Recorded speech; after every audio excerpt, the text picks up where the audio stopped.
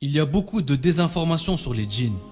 La plupart des gens connaissent les djinns, mais beaucoup font une erreur qui représente un risque pour eux. Je ne suis pas là pour vous faire peur.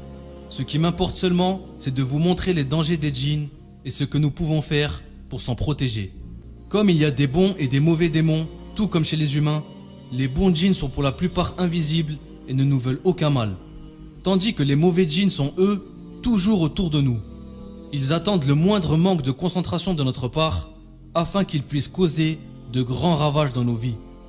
Ces créatures d'Allah dont on ne remarque pas l'existence en raison de nos distractions. C'est de cette manière que nous commettons des erreurs à travers lesquelles ils peuvent nous faire du mal. Aujourd'hui, nous allons découvrir une erreur qu'il ne faut surtout pas faire car cela pourrait attirer les djinns chez vous. Surtout, restez bien jusqu'à la fin de cette vidéo car nous allons voir ce qui peuvent les attirer mais aussi comment s'en protéger. Les djinns vivent avec nous sur terre. Ils se cachent souvent dans les endroits abandonnés ou bien dans les lieux où les hommes se rassemblent en grand nombre. À ce propos, le compagnon Salman el-Farisi, qu'Allah soit satisfait de lui, a conseillé à quelques amis de ne pas être les premiers à entrer dans les marchés, ni les derniers à en sortir, car ce sont des lieux par excellence du diable, au-dessus desquels il plante son drapeau. On les appelle les djinns car ils sont invisibles à l'œil nu. Mais il y a une exception. Il y a seulement 2 personnes qui peuvent les voir. Notre bien-aimé prophète sallallahu alayhi wa sallam les a vus, il a discuté avec eux et leur a récité le Coran. Jabir rapporte, le messager d'Allah sallallahu alayhi wa sallam nous récita toute la sourate du miséricordieux Ar-Rahman. Il nous dit à la fin, pourquoi je vous trouve silencieux? Les djinns étaient meilleurs que vous, car en leur récitant, et chaque fois je récitais, lequel des bienfaits de votre Seigneur nierez-vous? Ils répondaient, nous ne nierons aucun de tes bienfaits, à toi la louange. Et la deuxième personne qui peut ressentir les djinns est celle qui en est possédée. Le prophète sallallahu alayhi wa sallam a dit à ce propos, le diable circule dans l'individu comme le sang dans les veines. Attirer les djinns vers nous présente plusieurs risques, car ils ont le pouvoir de nous nuire de différentes manières. Ils peuvent nous provoquer des douleurs physiques du jour au lendemain.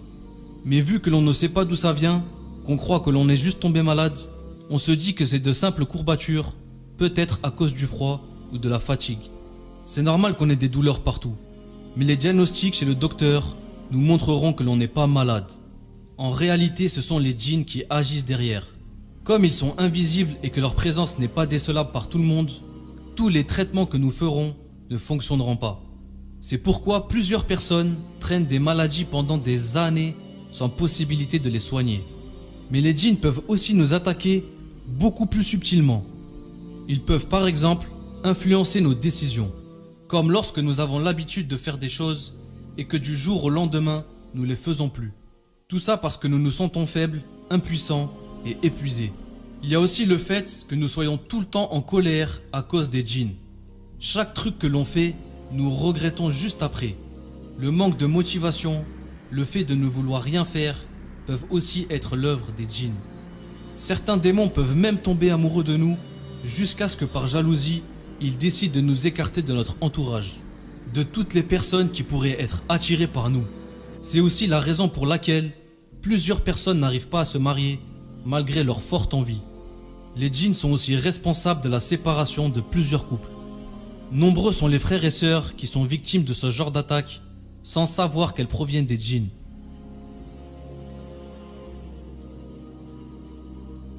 Dans nos actes du quotidien, on peut attirer les djinns sans forcément le vouloir. Le prophète sallallahu alayhi wa sallam a dit que même nos actes les plus minimes peuvent attirer les djinns.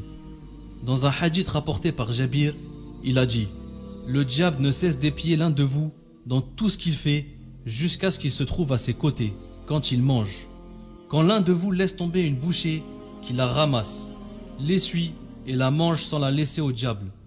Une fois qu'il a fini de manger, qu'il se lèche les doigts, car il ne sait pas dans quelle partie du manger se trouve la bénédiction de Dieu. » Cela veut tout simplement dire que les djinns peuvent nous atteindre à travers ce que nous mangeons. Vu que nous mangeons plusieurs fois par jour, c'est la voie idéale pour les djinns de nous atteindre. Et vu que nous ne savons pas qu'ils puissent nous attaquer de cette façon, nous pouvons facilement faire l'erreur de laisser traîner le reste de la nourriture par terre. Malheureusement, nous sommes nombreux à ne pas connaître ce hadith. Allah a tout prévu pour faciliter la pratique aux croyants, en nous mettant en garde contre les agissements de Shaitan. Notre bien-aimé prophète sallallahu alayhi wa sallam ne nous veut que du bien. Il sait les dangers auxquels nous faisons face chaque jour. Il nous a prévenus sur ce risque qui attire les djinns pour notre bien. Allah Azza wa Jal nous a dit à propos de notre prophète: ce que vous endurez lui pèse. Il se soucie énormément pour vous. Nous devons prendre cette interdiction très au sérieux, car les démons existent vraiment. Méfiez-vous de Shaitan, car il désespère de ne pas vouloir nous faire du mal. Afin de ne pas attirer les djinns dans votre vie, vous devez vous attacher au Coran et à la sunna du prophète Mohammed sallallahu alayhi wa sallam. En tant que croyant, ce sont les deux armes les plus puissantes que vous pouvez utiliser contre eux.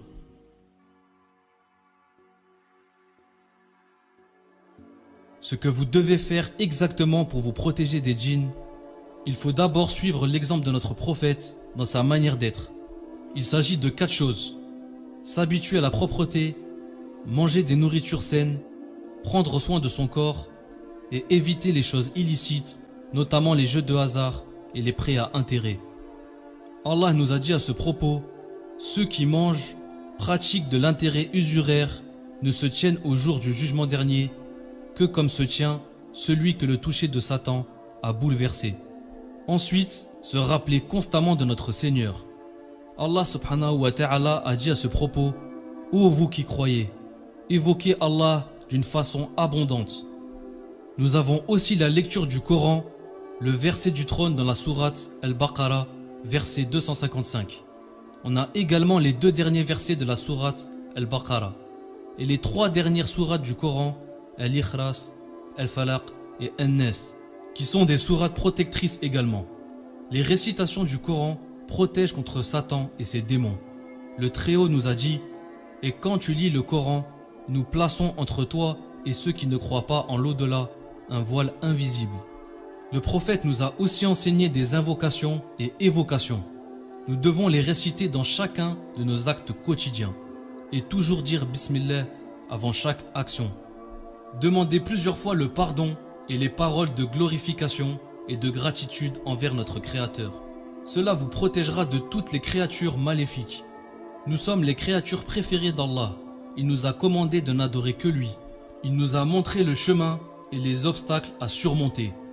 En tant que musulmans, nous devons toujours nous en souvenir, car nous vivons avec des djinns qu'on ne peut pas voir, mais qui nous jalousent et souhaitent de nous qu'on échoue, car Allah nous a privilégiés.